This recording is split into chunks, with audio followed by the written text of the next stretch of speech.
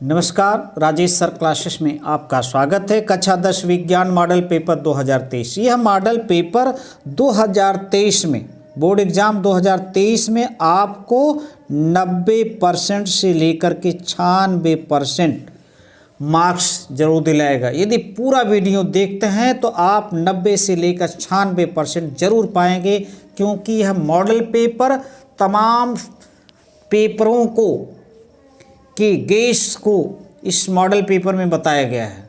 तो इस model paper को, इस वीडियो को आप जरूर पूरा देखिए, स्किप मत कीजिए। समय अब देखिए, शुरू करते। समय 3 घंटे 15 मिनट, पूर्णांक 70।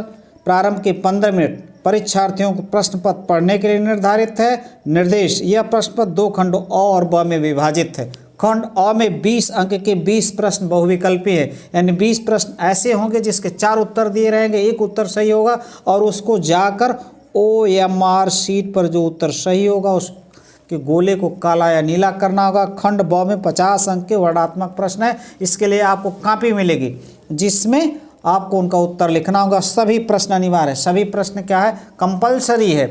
प्रत्येक प्रश्न के लिए निर्धारित अंक उसके सम्मुख अंकित हैं, यानी कितने नंबर का प्रश्न है उसके सामने लिख दिया गया है। अब शुरू होता है खंड अ, बहुविकल्पी प्रश्न, मल्टीपल चॉइस क्वेश्चन, एक एक नंबर के रहेंगे। एक उत्तल दर्पण की फोकस दूरी क्या है? 10 सेमी है। दर्पण की वक्रता त्रिज्या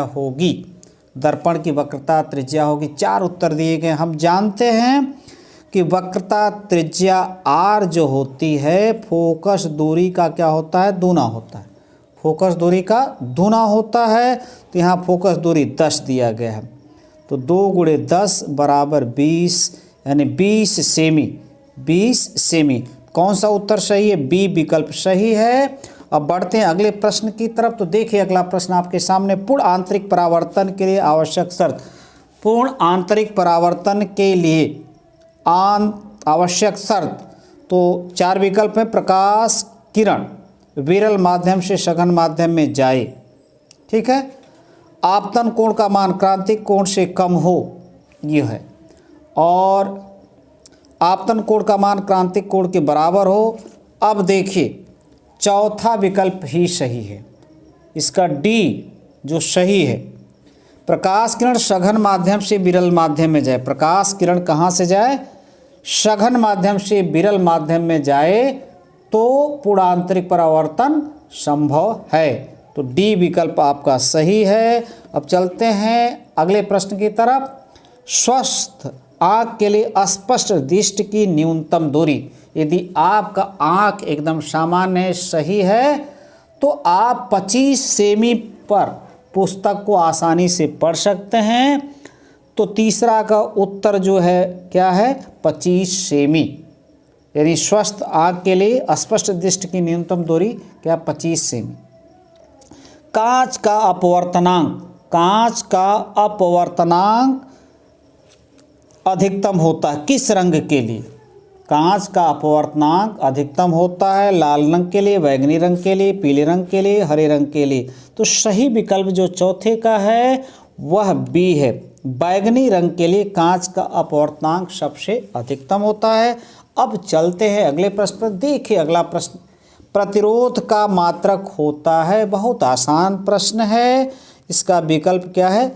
ए सही है। प्रतिरोध का मात्रक ओम होता है। वैज्ञानिक का नाम था, उन्हीं के नाम पर इसका नाम पड़ा है। तो चलते हैं अगले प्रश्न पर। देखिए, अगला प्रश्न आपके सामने आ रहा है। ओम के नियम के अनुसार विभवांतर एवं धारा के बीच ग्राफ होगा। एक, ए वृत्त, अर्धवृत्त, सरल रेखा, वक्र रेखा। ओम के नियम के अनुसार विभवांतर एवं धारा के बीच ग्राफ होगा एक सरल रेखा। क्या होता है? एक सरल रेखा होती है ये। यदि हम इस पर विभवांतर को दिखाएं, इस पर धारा को दिखाएं, तो एक सरल रेखा प्राप्त होगी। तो कौन सा विकल्प सही है? तो OMR शीट पर जाकर सी के गोले को क्या कर देंगे आप? पूरा रंग देंगे, काला या नीला कर देंगे। एक एक नंबर के प्रश्न चल रहे हैं। अगला प्रश्न है सातवां प्रश्न आपके सामने आ गया। एक गतिमान आवेशित कण उत्पन्न करता है। एक गतिमान आवेशित कण उत्पन्न करता है केवल चुंबकीय क्षेत्र, केवल विद्युत क्षेत्र। चुंबकीय एवं विद्युत क्षेत्र दोनों, सी विकल्प सही है। 7वां का सी, एक गतिमान आवेशित कण उत्पन्न करता है चुंबकीय एवं विद्युत क्षेत्र दोनों। अगला है लौह चूर्ण पर तनु हाइड्रोक्लोरिक अम्ल। लौह चूर्ण पर तनु हाइड्रोक्लोरिक अम्ल डालने से क्या होता है? तो 8वां का जो सही उत्तर है इसमें हम देखते हैं, 4 विकल्प तो दिए A B C, hydrogen gas एवं आयरन क्लोराइड बनता है। सही उत्तर कौन सा है?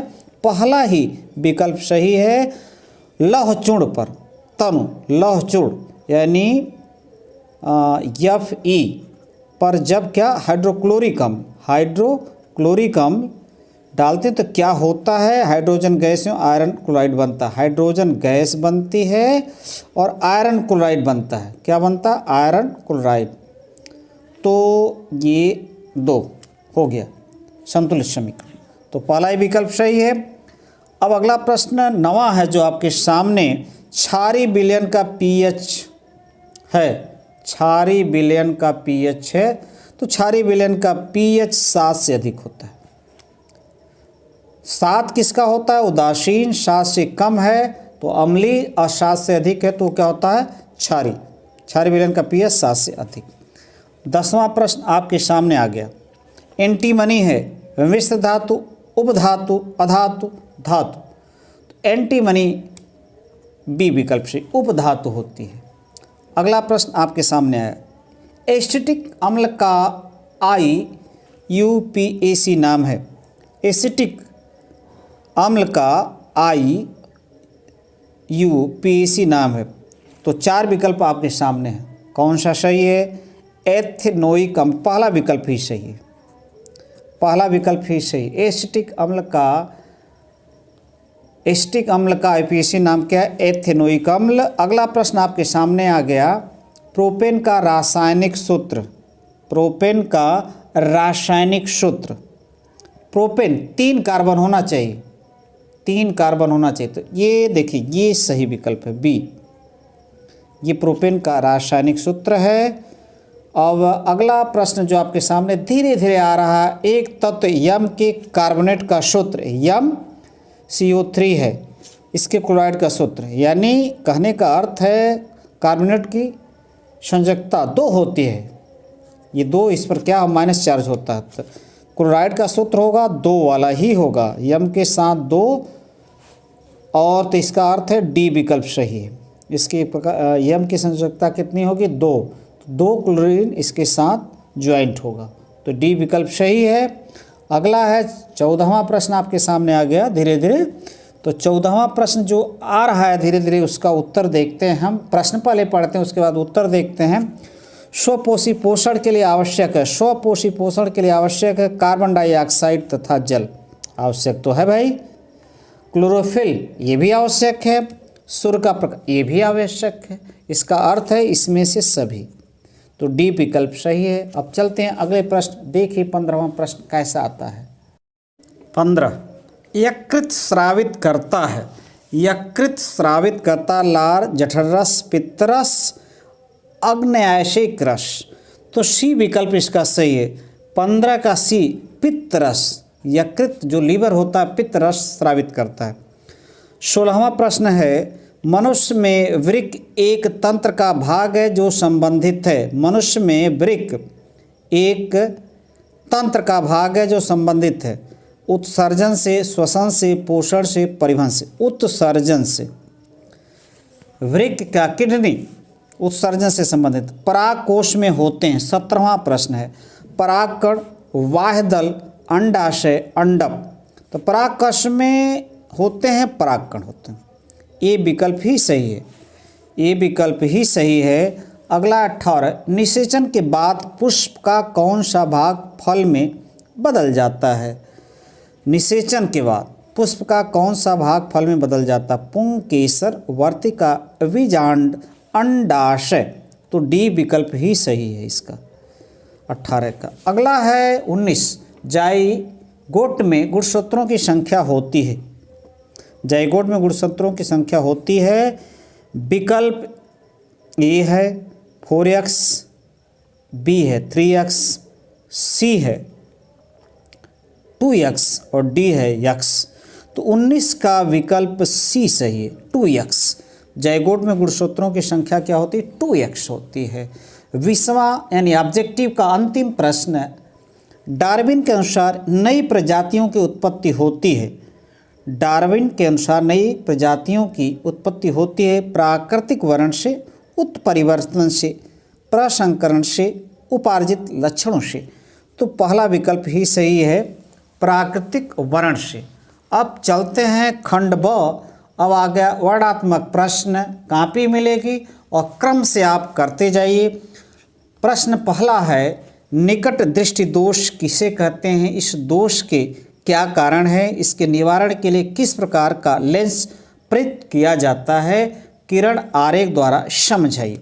तो इसका वीडियो हमारे चैनल पर अपलोड है, पूरा प्रश्न वहाँ से आप देख सकते हैं। 4 नंबर का प्रश्न है। कितने नंबर का प्रश्न है? 4 नंबर का प्रश्न है। अब आता है, ये फिजिक्स के भाग है। दूसरा प्रश्न आपके सामने आ रहा है, तो देखिए दूसरा प्रश्न आंकिक न्यूमेरिकल है। तो क्या है? 10 सेमी फोकस दूरी वाले उत्तल लेंस से 10 सेमी फोकस दूरी वाले उत्तल लेंस से 20 सेमी दूर 10 सेमी लंबी एक मोमबत्ती रखी गई है। लेंस से बने मोमबत्ती के प्रतिबिंब की स्थिति, प्रकृति और लंबाई ज्ञात कीजिए। 4 नंबर का 4 मार्क्स का ये प्रश्न है और इस प्रश्न को हम हल कर देते हैं आपके सामने। देखते हैं क्या उत्तर आता है, क्या हल है, क्या इसका आंसर होगा। पहले लिखते हैं 10 सेमी फोकस दूरी वाले उत्तल लेंस। तो फोकस दूरी 10 सेमी है, धनात्मक होती है। और लेंस से 20 सेमी दूर 10 सेमी लंबी एक मोमबत्ती रखी। यू हमेशा माइनस लिया जाता है, ये 20 है सेमी और क्या है 10 सेमी लंबी यानी H1 क्या है 10 सेमी एक लंबी मोमबत्ती है जिसकी लंबाई रखी गई। लेंस से बने मोमबत्ती की प्रतिबिंब की स्थिति, प्रकृति और लंबाई यानी H2 भी निकालना है, स्थिति भी निकालना है। इसका मतलब V निकालना है, कहाँ स्थित है, उसकी प्रकृति बड़ा है, छोटा है, वास्तविक है, ये सब निकालना है। तो देखिए हम पहले V निकालते हैं। हम जानते हैं लेंस के लिए 1/f बराबर 1/v माइनस 1/u। तो 1/10 ये V निकालना ही है, माइनस 20 हो गया। सरल करेंगे जब हम इसको तो या 1/10 प्लस 1/v प्लस हो जाएगा, ये 1/20 पक्षांतर करते हैं तो 1/10 माइनस 1/20 1/v सरल करते हैं, लॉस 20 होगा, 2 - 1 होगा और ये 1/v है, 1/20 हो जाएगा 1/v। तो ये गुणा करेंगे v बराबर 20 आ गया, v बराबर 20 सेमी। यानी जो वस्तु है उसका प्रतिबिंब लेंस की दूसरी तरफ बन रहा है, v धनात्मक है। तो इसका अर्थ हुआ ये वास्तविक होगा। क्या होगा? वास्तविक होगा और उल्टा होगा।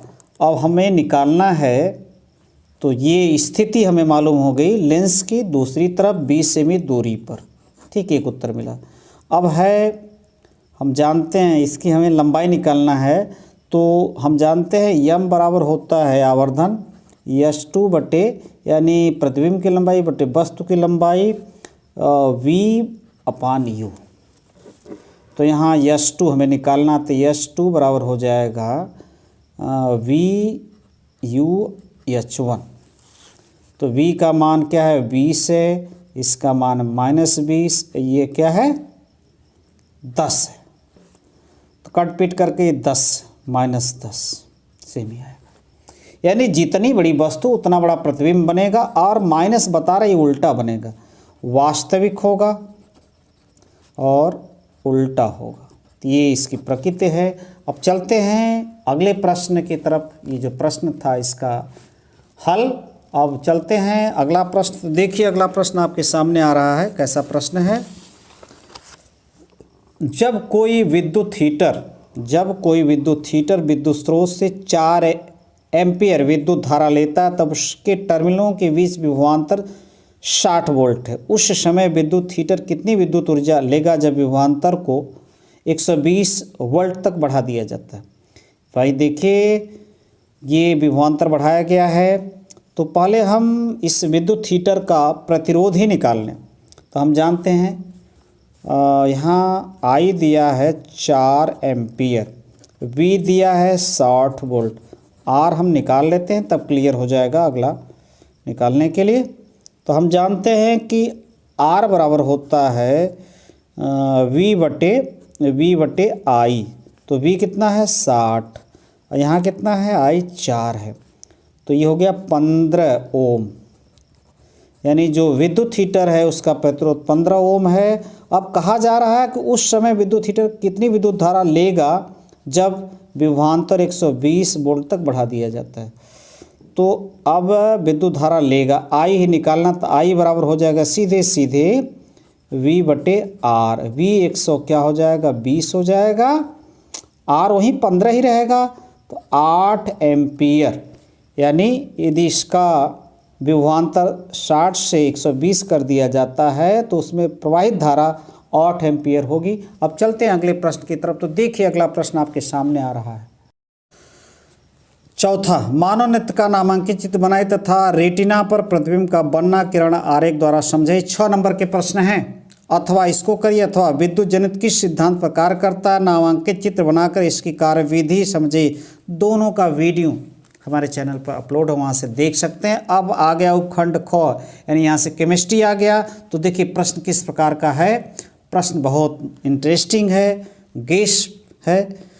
बेकिंग सोडा बनाने की एक विधि तथा 2 रासायनिक गुण समीकरण देते हुए लिखे। इसका भी वीडियो अपलोड है, वहाँ से देख सकते हैं। संक्रमण तत्व क्या है, इसके मुख्य लक्षण, इसका भी वीडियो अपलोड है, देख सकते हैं।